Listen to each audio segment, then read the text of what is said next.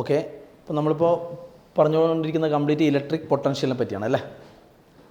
അപ്പോൾ നമ്മൾ ഈ ഒരു കേസ് പറയുകയാണ്, അതായത് ഇവിടെ ഇപ്പോൾ ഐഡൻറ്റിക്കലായ n ഡ്രോപ്പുകളുണ്ട്, n number of identical drops. Okay, അപ്പോൾ ഇതിൽ n ഡ്രോപ്പുകളാണ്. ഇതിൽ ഒന്നിൻ്റെ റേഡിയസ് ആറാന്ന് ചോദിച്ചു. ഇതിൻ്റെ റേഡിയസ് ആറാണ്. അങ്ങനെ ഓരോന്നിൻ്റെയും ഐഡൻറ്റിക്കൽ അല്ലേ, ഓരോന്നിൻ്റെയും റേഡിയസ് ആറാണ്. അപ്പോൾ n ഡ്രോപ്സ് ഉണ്ട്, n ഡ്രോപ്സ്. ഓക്കെ, ഇതിൽ ഓരോ ഡ്രോപ്പിൻ്റെയും ചാർജ് Q ആണ്, ഓരോ ഡ്രോപ്പിൻ്റെയും ചാർജ് Q ആണ്. ഓക്കെ, അപ്പോൾ ഇതെല്ലാം ചാർജ് ഉണ്ട്. അപ്പോൾ ചാർജ്ഡ് ഡ്രോപ്പുകളാണ്, ഇതിനൊക്കെ ഓരോ പൊട്ടൻഷ്യൽ ഉണ്ടാവും അല്ലേ, പൊട്ടൻഷ്യൽ. അപ്പോൾ ഡ്രോപ്പിൻ്റെ പൊട്ടൻഷ്യൽ എന്ന് പറയുമ്പോൾ പൊട്ടൻഷ്യൽ ഇൻഡിക്കേഷൻ 1/4πε0 Q/r ആണ്, പൊട്ടൻഷ്യൽ ആയിട്ട് സർഫസ് അല്ലേ. അപ്പോൾ ഇതാണ് ഓരോന്നിൻ്റെയും ഓരോ ഡ്രോപ്പിൻ്റെയും പൊട്ടൻഷ്യൽ. ഇനി ഈ ഡ്രോപ്പുകളൊക്കെ കമ്പൈൻ ചെയ്തിട്ട്, എല്ലാ ഡ്രോപ്പും കമ്പൈൻ ചെയ്തിട്ട് ഒരു സിംഗിൾ ഡ്രോപ്പായി മാറി. സിംഗിൾ ഡ്രോപ്പിൻ്റെ റേഡിയസ് ഞാൻ ക്യാപിറ്റൽ R എടുത്തു. ഇത് നിങ്ങൾ ഫസ്റ്റ് ഇയറിന് പല പ്രോബ്ലം ചെയ്ത് ഇങ്ങനെ ഡ്രോപ്പുകൾ കമ്പൈൻ ചെയ്തിട്ട് സിംഗിൾ ഡ്രോപ്പ് ആകുന്ന കേസിൽ ഈ റേഡിയസും ഇതിൻ്റെ റേഡിയസും ഈ സിംഗിൾ ഡ്രോപ്പിൻ്റെ റേഡിയസും തമ്മിൽ റിലേഷൻ ഉണ്ടല്ലോ. പല പ്രോബ്ലത്തിൽ നിങ്ങൾ ഫസ്റ്റ് ഇയറിൽ ഉപയോഗിച്ചിട്ടുണ്ടല്ലോ. ഇതിൻ്റെ റേഡിയസും ഈ ബിഗ് ഡ്രോപ്പിൻ്റെ റേഡിയസും തമ്മിലുള്ള റിലേഷൻ എന്താണ്? Capital R = n⁻⁴ small r ആണ് അല്ലേ. ഇതാണ് റേഡിയസ് തമ്മിലുള്ള relation. n is the number of drops. Okay, അപ്പോൾ ഇതിൽ ഓരോന്നിൻ്റെ ചാർജും Q അല്ലേ. ഓക്കെ, നമുക്കറിയാം ചാർജ് ഈസ് ഓൾവേസ് കൺസേർവ്ഡ് അല്ലേ, law of conservation of charge അല്ലേ.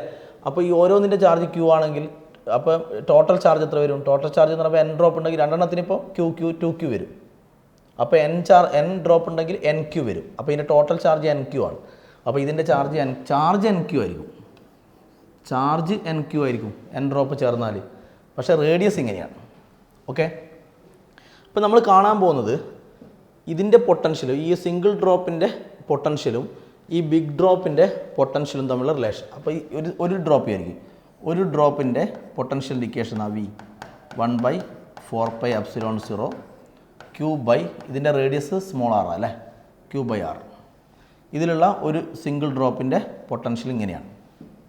ഇനി ഇത് കമ്പൈൻ ചെയ്ത് ബിഗ് ഡ്രോപ്പ് ആയി കഴിഞ്ഞാൽ ഇതിൻ്റെ പൊട്ടൻഷ്യൽ ഞാൻ V' എടുത്തു. V' പൊട്ടൻഷ്യൽ ഇൻഡിക്കേഷൻ എന്താണ്?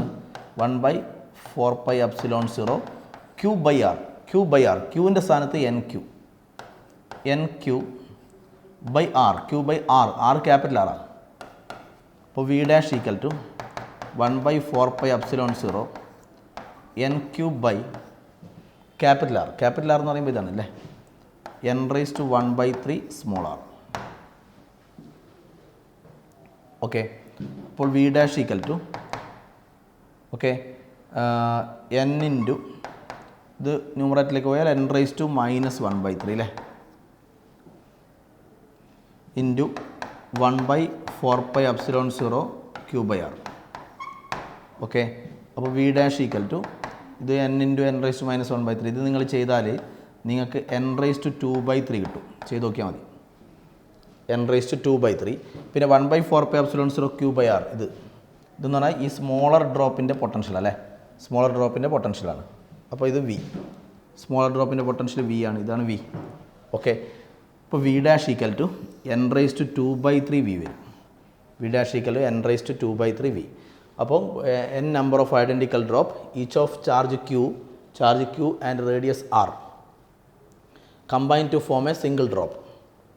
ഓക്കെ, അങ്ങനെയാണെങ്കിൽ ഈ സ്മോളർ ഡ്രോപ്പിൻ്റെ പൊട്ടൻഷ്യലും വിയും ഈ ബിഗർ ഡ്രോപ്പിൻ്റെ പൊട്ടൻഷ്യൽ V' അത് തമ്മിലുള്ള റിലേഷനായത്. n is the number of drops. Okay,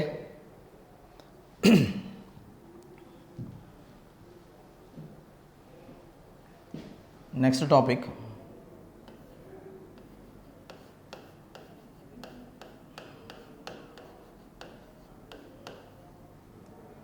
capacitance denoted by C.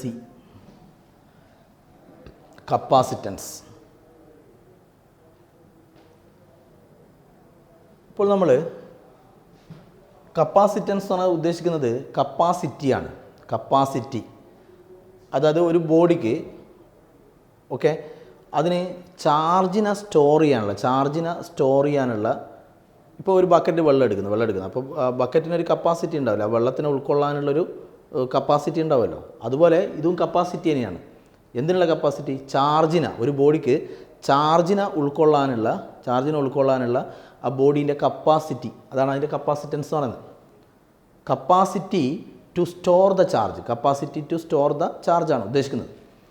അപ്പോൾ നിങ്ങളിപ്പോൾ ഒരു ബോഡീനെ നമ്മൾ എടുക്കുന്നു. ഇപ്പോൾ നമ്മളിപ്പോൾ തൊട്ട് മുന്നേ ഡ്രോപ്പിൻ്റെ കാര്യം പറഞ്ഞില്ലേ, അതുപോലെ തന്നെ വിചാരിച്ചോ ഇതിൻ്റെ ചാർജ് ക്യൂ ആണ്, ഈ ഡ്രോപ്പിൻ്റെ ചാർജ് ക്യൂ ആണെന്ന് വിചാരിച്ചു. ഓക്കെ, അങ്ങനെയാണ് ഇതിൻ്റെ സർഫസിലുള്ള പൊട്ടൻഷ്യൽ റേഡിയസ് ആണെങ്കിൽ ഇതിൻ്റെ സർഫസിലുള്ള പൊട്ടൻഷ്യൽ എത്രയാണ്? 1/4πε0 Q/r വരിക. Q/r ആണ് potential at surface, potential equation. അപ്പോൾ ഇതാണ് പൊട്ടൻഷ്യൽ അറ്റ് സർഫസ് എന്ന് പറഞ്ഞാൽ അർത്ഥം എന്താണ്? പൊട്ടൻഷ്യൽ അറ്റ് സർഫസ് ഇതാണ് പൊട്ടൻഷ്യൽ അറ്റ് സർഫസ് എന്ന് വെച്ചാൽ അർത്ഥം എന്താണ്? പൊട്ടൻഷ്യൽ അറ്റ് സർഫസ് ഇതാണെന്ന് പറഞ്ഞാൽ പൊട്ടൻഷ്യലിൻ്റെ ഡെഫിനിഷൻ എന്തിനും 1 കൂളമ്പിന് ഇൻഫിനിറ്റി നിന്ന് ഇവിടെ വരെ സർഫസിലുള്ള പൊട്ടൻഷ്യൽ അല്ലേ. അപ്പോൾ ഇൻഫിനിറ്റി മുതൽ സർഫസ് വരെ അതിനെ എത്തിക്കാനുള്ള വർക്കായതല്ലേ. ഇവിടെ ഒരു ചാർജ് ഉണ്ട്, ഈ ചാർജ് ഡ്രോപ്പിന് ചാർജ് ഉണ്ട്. അപ്പോൾ ഈ ചാർജ് എന്ത് ചെയ്യും? അതിനെ റിപ്പൽ ചെയ്യും. ആ റിപ്പൽഷനെതിരെ എന്ത് ചെയ്യണം? വർക്ക് ചെയ്യണം. ആ വർക്കാണ് പൊട്ടൻഷ്യൽ. ഓക്കെ, അങ്ങനെയാണെങ്കിൽ ഇതിലുള്ള ചാർജ് കൂടുന്നില്ല. ഇപ്പോൾ ചാർജിൻ്റെ മാഗ്നിറ്റ്യൂഡ് ഇവിടെ ഇങ്ങനെ ഇൻക്രീസ് ചെയ്യാമെന്ന് വിചാരിച്ചു. ചാർജ് കൂടുന്നേരം പൊട്ടൻഷ്യൽ സ്വാഭാവികമായിട്ടും പൊട്ടൻഷ്യലും കൂടും. അപ്പോൾ ചാർജ്ഡ് ബോഡിക്ക് നമ്മൾ ഇലക്ട്രിക് പൊട്ടൻഷ്യൽ പറയുന്നതിൽ അർത്ഥമുള്ളൂ അല്ലേ. അപ്പോൾ ചാർജ് ഇൻക്രീസ് ചെയ്യുമ്പോൾ പൊട്ടൻഷ്യലും ഇൻക്രീസ് ചെയ്യും. എന്തുകൊണ്ടാണ്? കാരണം ചാർജ് ഇൻക്രീസ് ചെയ്യുമ്പോൾ ഇത് 1 കൂളമ്പിനെ നന്നായിട്ട് റിപ്പൽ ചെയ്യുമ്പോൾ 1 കൂളമ്പിനെ ഇവിടെ എത്തിക്കാൻ വേണ്ടി കൂടുതൽ വർക്ക് ചെയ്യേണ്ടി വരും. ആ വർക്കാണല്ലോ പൊട്ടൻഷ്യൽ. അപ്പോൾ വർക്ക് കൂടി മീൻസ് പൊട്ടൻഷ്യൽ കൂടും. അപ്പോൾ ചാർജ് ഇൻക്രീസ് ചെയ്യുമ്പോൾ അപ്പോൾ ചാർജ് പൊട്ടൻഷ്യലിന് ഡയറക്റ്റ്ലി പ്രൊപ്പോർഷനാണ്, പൊട്ടൻഷ്യൽ അറ്റ് സർഫസ്. ഓക്കെ, അപ്പോൾ ചാർജും പൊട്ടൻഷ്യലും ഡയറക്റ്റ്ലി പ്രൊപ്പോർഷനാണ്. ചാർജ് ഇൻക്രീസ് ചെയ്യുമ്പോഴാണ് ഒരു ബോഡീൻ്റെ പൊട്ടൻഷ്യൽ ഇൻക്രീസ് ചെയ്യുക. അപ്പോൾ നമ്മളിപ്പോൾ ഒരു കണ്ടക്ടർ എടുത്തു. നിങ്ങൾ എന്തെങ്കിലും ഷേപ്പുള്ള ഒരു കണ്ടക്ടർ ആയിരിക്കും. കണ്ടക്ടർ എന്താ പറയുന്നത്? വെൻ ഇറ്റ്സ് ചാർജ് ഇൻക്രീസ് ചെയ്യുമ്പോൾ okay potential at surface also increases. Okay, so charge is directly proportional to charge ചെയ്യാൻ ക്യാപിറ്റൽ ക്യൂ എന്നെടുത്തു. Charge is directly proportional to the electric potential at surface. Okay, അങ്ങനെയാണെങ്കിൽ Q equal to നമ്മൾ എഴുതുമ്പോൾ ഒരു constant ചേർക്കാം അല്ലേ. Q equal CV എന്ന് വരും. CV. Okay, where C is called capacitance of the conductor. Capacitance of this conductor. Okay, അതിൻ്റെ capacitance ആണ് ഞാൻ പറഞ്ഞു. അതിന് ചാർജിനെ ഉൾക്കൊള്ളാനുള്ള ഈ ബോഡീൻ്റെ കഴിവാണ് അതിൻ്റെ കപ്പാസിറ്റൻസ്. അപ്പോൾ ഈ ബോഡീൻ്റെ കപ്പാസിറ്റൻസ് ആണ് C, capacitance of the conductor. അങ്ങനെയാണെങ്കിൽ കപ്പാസിറ്റൻസ് ഇൻഡിക്കേഷൻ വരും C = Q/V എന്ന് വരും അല്ലേ. Q/V. അപ്പോൾ ഈ ബോഡീൻ്റെ അകത്തുള്ള ചാർജ് Q. പിന്നെയോ ഇതിൻ്റെ സർഫസിലുള്ള പൊട്ടൻഷ്യലാണ് V. പൊട്ടൻഷ്യൽ അറ്റ് സർഫസ് ആണ് V. ഓക്കെ, അപ്പോൾ C = Q/V. റെഡി? അങ്ങനെയാണ് ഇതിൻ്റെ യൂണിറ്റ് എന്ത് വരും? ചാർജിൻ്റെ യൂണിറ്റ് കുളമ്പ് പെർ പൊട്ടൻഷ്യലിൻ്റെ യൂണിറ്റ് വോൾട്ട്. അപ്പോൾ കുളമ്പ് പെർ വോൾട്ട് വരും. ഈ കുളമ്പ് പെർ വോൾട്ടിനെ നമ്മൾ ഫാരഡ് എന്ന് വിളിക്കും. Coulomb per volt is called farad. അപ്പോൾ കപ്പാസിറ്റൻസിൻ്റെ യൂണിറ്റാണ് ഫാരഡ് എന്ന് പറയും. ഫാരഡ്. ഓക്കെ, ഇതിൻ്റെ ഡയമെൻഷണൽ ഫോമിൽ എന്ത് വരും? ചാർജിൻ്റെത് AT. ചാർജിൻ്റെ ഡയമെൻഷണൽ ഫോമിൽ AT ബൈ പൊട്ടൻഷ്യലിൻ്റെ ഡയമെൻഷണൽ ഫോമുല നമ്മൾ പറഞ്ഞിട്ടുണ്ടല്ലോ. എന്തായിരുന്നു? ml². ഇങ്ങനെയായിരുന്നു ml² T⁻³ A⁻⁻1 എന്നായിരുന്നു.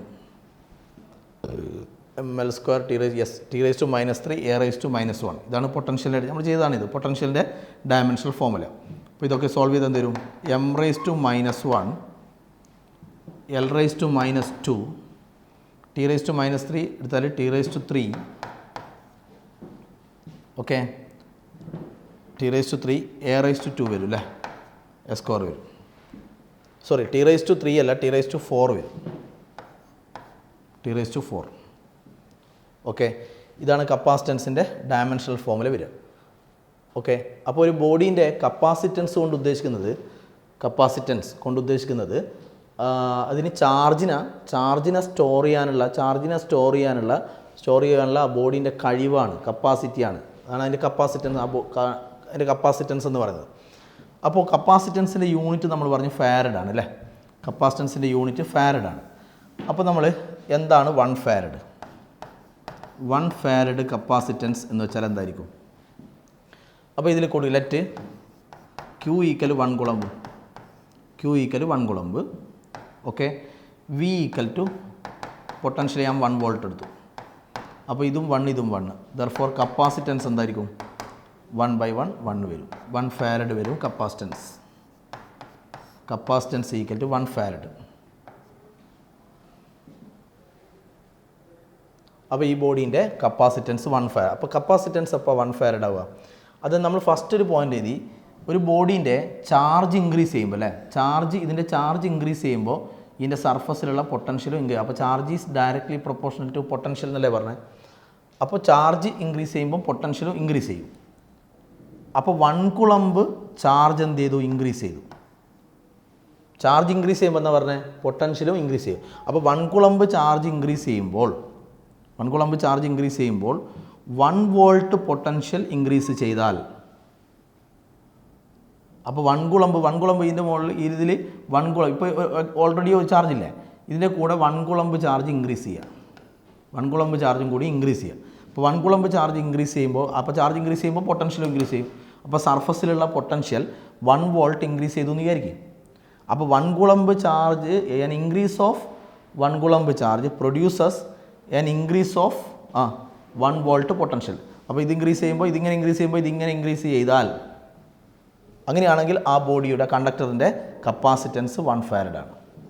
So capacitance is 1 farad if an increase in charge of 1 coulomb produces an increase in potential at surface by 1 volt. അങ്ങനെയാണെങ്കിൽ ആ കണ്ടക്ടറിൻ്റെ കപ്പാസിറ്റൻസ് 1 ഫാരഡ് ആണ്.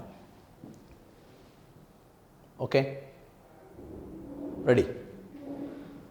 Next, അപ്പോൾ കപ്പാസിറ്റൻസിൻ്റെ equation ഓർമ്മിക്കുക. കപ്പാസിറ്റൻസിൻ്റെ ഇക്വേഷൻ Q/V ആണ്.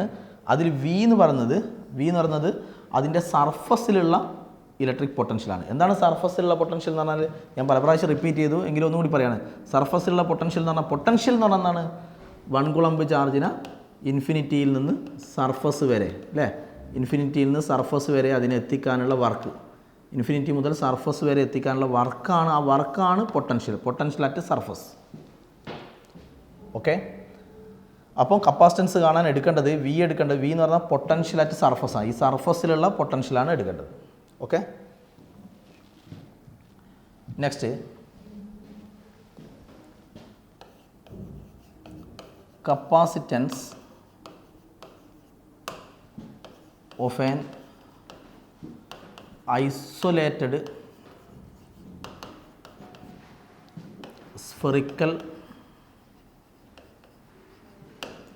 spherical conductor.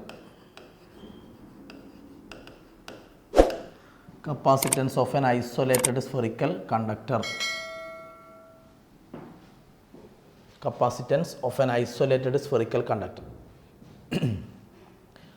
അപ്പോൾ നിങ്ങൾ ഒരു ഐസൊലേറ്റഡ് ആയ എന്ന് പറഞ്ഞാൽ ഇതിൻ്റെ അടുത്ത് വേറൊരു ചാർജ്ഡ് ബോഡിയൊന്നുമില്ല, ഇത് മാത്രം ഒറ്റപ്പെട്ട് നിൽക്കുന്ന പോലെ വിചാരിക്കണം. കാരണം അങ്ങനെ പറയാൻ കാരണം കപ്പാസിറ്റൻസ് ഇല്ലേ, അത് നമുക്ക് അടുത്ത ടോപ്പിക്കൊക്കെ പറയുന്ന സമയത്ത് മനസ്സിലാവും. കപ്പാസിറ്റൻസ് ഇതിൻ്റെ സറൗണ്ടിങ് മീഡിയത്തിനൊക്കെ ഡിപ്പെൻഡ്. എന്ന് പറഞ്ഞാൽ ഇതിൻ്റെ അടുത്ത് ഇതിപ്പോൾ നമ്മളൊരു ചാർജ് കൊടുക്കുന്നു, അപ്പോൾ വേറൊരു ചാർജ് ബോഡിയൊക്കെ ഇതിൻ്റെ സറൗണ്ടിങ് ആയിട്ട് സ്ഥലത്ത് ഉണ്ടാകുമ്പോൾ ഇതിൻ്റെ ഈ ബോഡീൻ്റെ കപ്പാസിറ്റൻസിനെ അത് എഫക്റ്റ് ചെയ്യും. അതുകൊണ്ട് ഐസൊലേറ്റഡ് എന്ന് പറഞ്ഞാൽ ഇത് മാത്രം ഒറ്റപ്പെട്ട് നിൽക്കുന്ന ഒരു സംഭവം.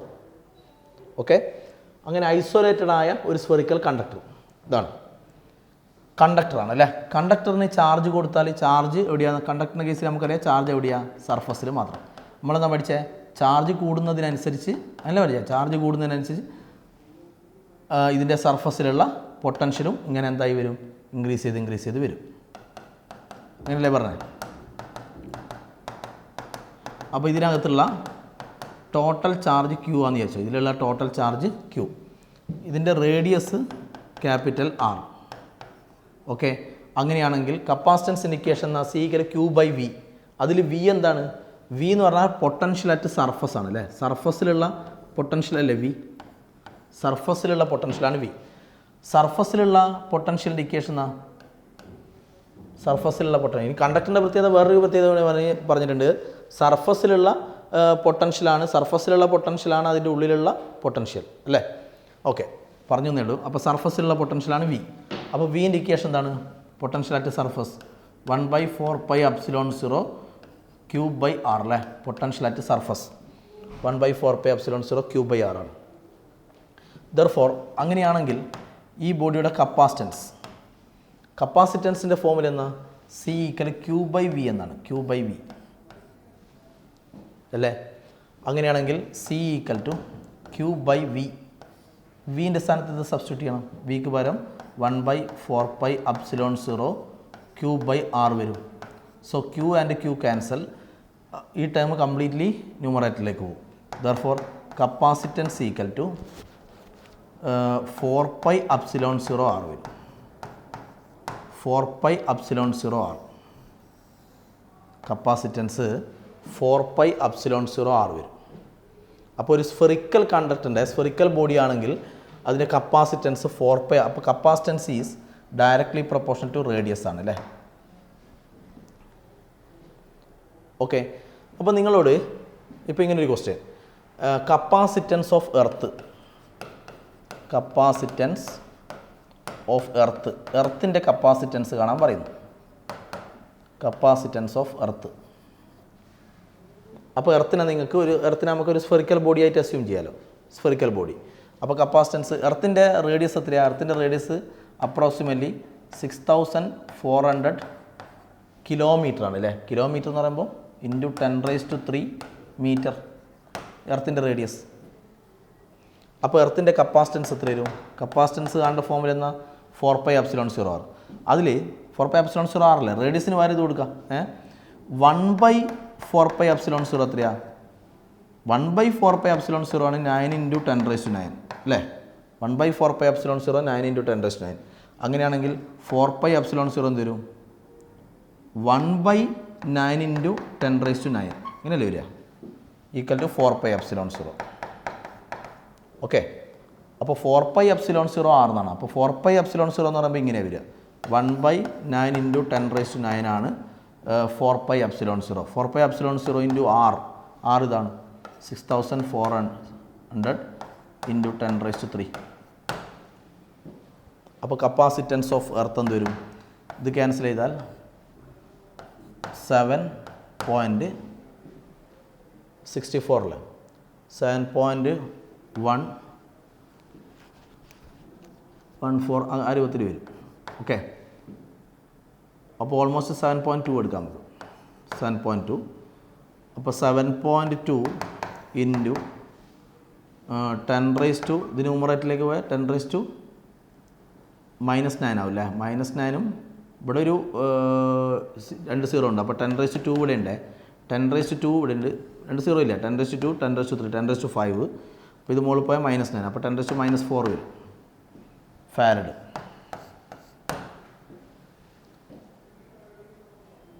ഓക്കെ, അപ്പോൾ ഇങ്ങനെ കിട്ടും. ഓക്കെ, അപ്പോൾ സ്ഫെറിക്കൽ ബോഡി ആണെങ്കിൽ കപ്പാസിറ്റൻസ് നമുക്ക് ഏത് ഫോമിൽ ഉപയോഗിച്ച് ചെയ്യാം?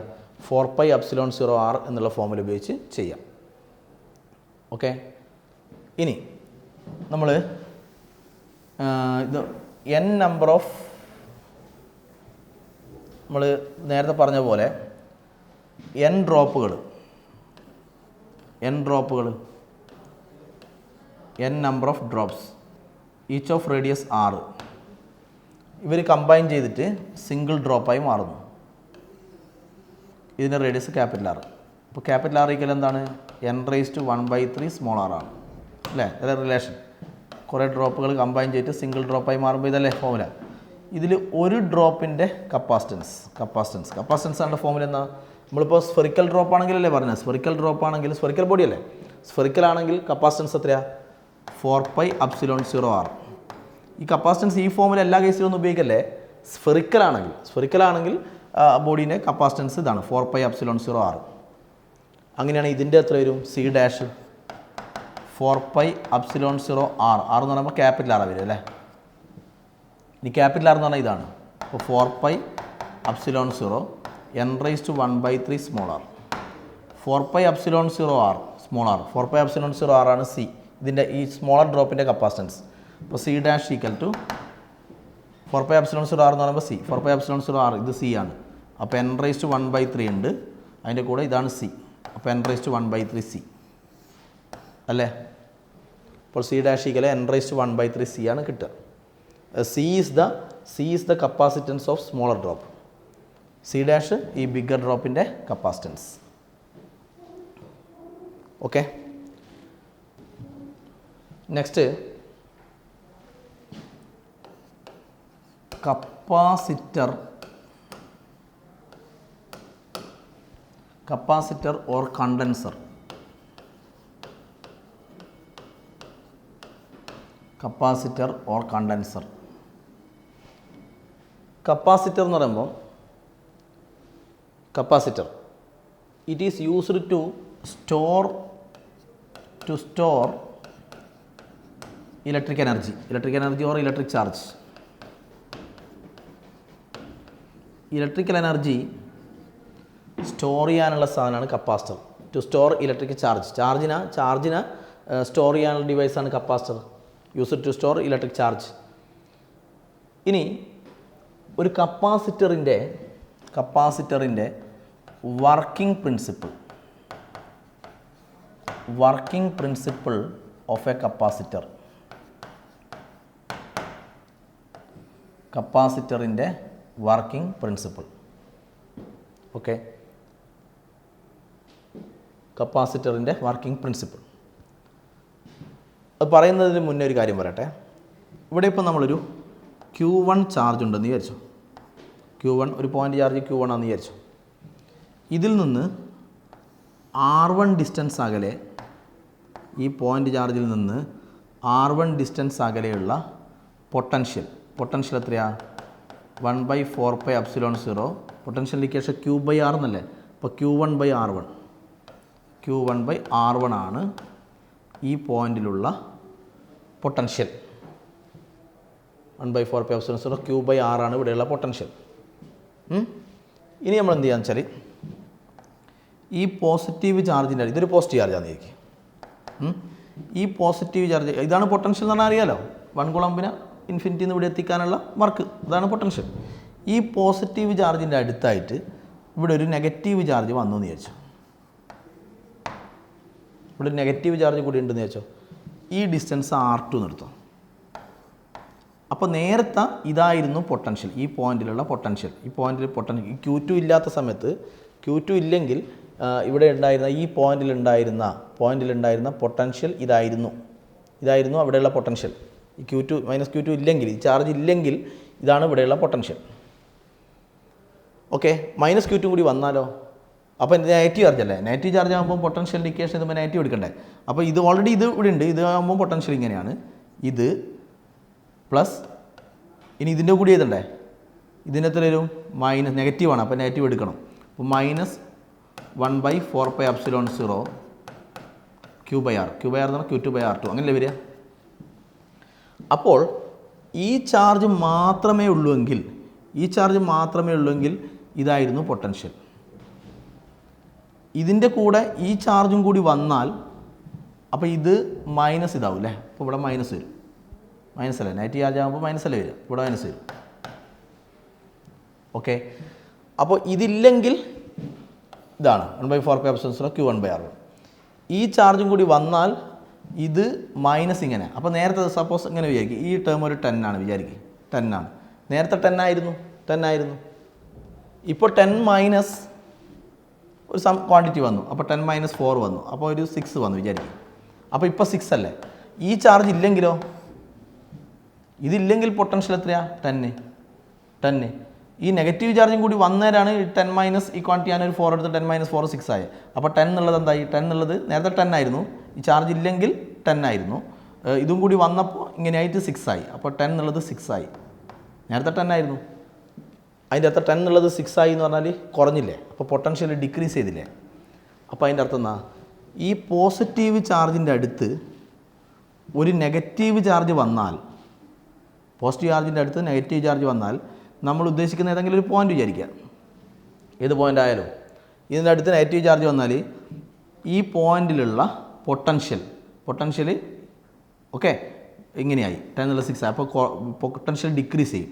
അപ്പോൾ പോസിറ്റീവ് ചാർജിൻ്റെ അടുത്ത് നെഗറ്റീവ് ചാർജ് വന്നാൽ ഈ പോയിൻ്റിലുള്ള പൊട്ടൻഷ്യൽ, ഈ പോയിൻ്റിൽ നിന്നല്ല ഇവിടെയുള്ള ഏത് പോയിൻ്റ് ആയാലും പോയിൻ്റിലുള്ള പൊട്ടൻഷ്യൽ ഡിക്രീസ് ചെയ്യും.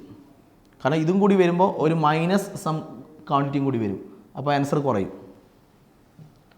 ഓക്കെ, അപ്പോൾ അതിൻ്റെ അർത്ഥം എന്താ, നെഗറ്റീവ് ചാർജിൻ്റെ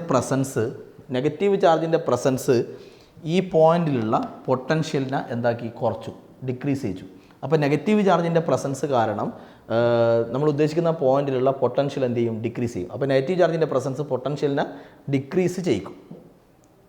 ആ പോയിന്റ് മനസ്സിൽ വെച്ചോ, അത് അടുത്ത ക്ലാസ്സിൽ വേണ്ടതാണ്. ഇതിൻ്റെ വർക്കിംഗ് പ്രിൻസിപ്പിൾ പറയുന്നത് അതിന് മെയിനായിട്ട് വേണ്ട ഒരു പോയിൻ്റായത്. ഇതവിടെ മനസ്സിൽ വെച്ചോ.